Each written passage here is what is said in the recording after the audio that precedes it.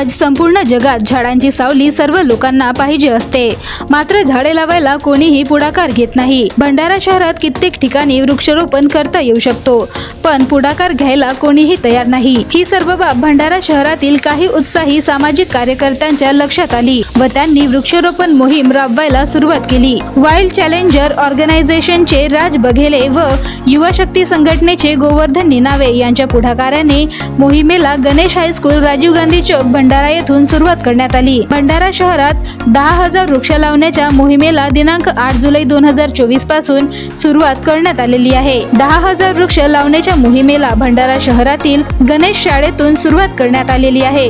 सदर वृक्षारोपण कार्यक्रम पोलीस अधीक्षक लोहित मतानी यांच्या मार्गदर्शनाखाली घेण्यात आली।